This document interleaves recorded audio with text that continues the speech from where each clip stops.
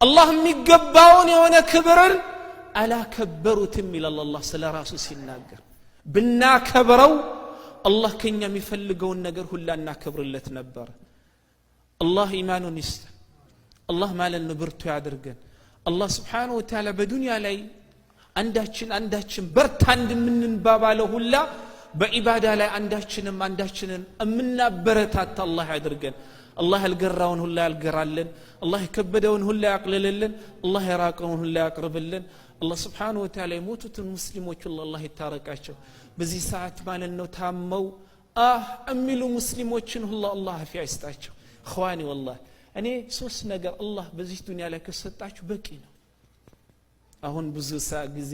ስራ የለም ብለን እንበሳጫለን እኔ አንዳንድ አሜሪካ ምንኖር ሰዎች እየበላን እየጠጣን እየነዳን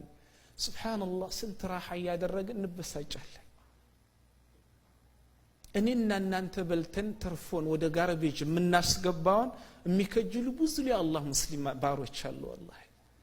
እኔና እናንተ ተርፎ ማለት ነው ጉድዊልን ማናደርሰውን ልብስ ምን ነው አግኝቸው ማለት ነው አውራይን በሸፍንልበት የሚሉ ብዙ ሙስሊሞች አሉ አላህ በዚህ ዱንያ ሶስት ነገር ከሰጣችሁ በቂ ነው ከቢሊዮኖች ማለት ነው መካከል አላህ አንተ መርጦ ሙስሊም ካደረገ والله ከዛ የበለጠ ኒዕማ የለም ቁል አልহামዱሊላህ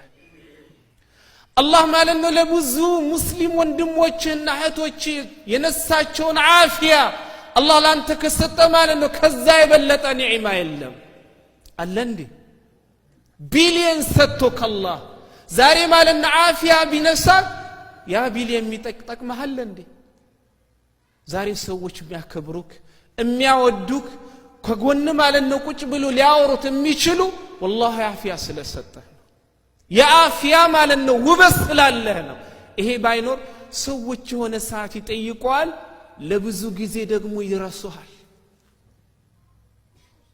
ሶስተኛ ነፃ ሆነ ያሻ ቦታ ሄደ እንዳፈለገ ማለት ነው ወደ ቤት መመለስ እስር ቤት እስካላስገባህ ድረስ ቁል አልহামዱሊላህ ይሄንን ያልተሰጡ ብዙ አሉ ስለዚህ አላህ በእኛ ላይ ዋለው ጸጋ ብዙ ነው ግን አላወቅ ነው لذا يقول ربنا جل وعلا في سورة إبراهيم لئن شكرتم لأزيدنكم ولئن كفرتم إن عذابي لشديد يسطواچو نعمة ትንሽንም ትልቁንም የኔ ጸጋ መሆኑን አውቃችሁ ያመሰገናችሁ እንደሆን والله ጨምርላችኋለሁ ይላል አላህ ነገር ግን የሰጧችሁ ኒዕማ ጸጋ ሳይመስላችሁ ቀርታችሁ ይሄንን ወደ ጎን በመተው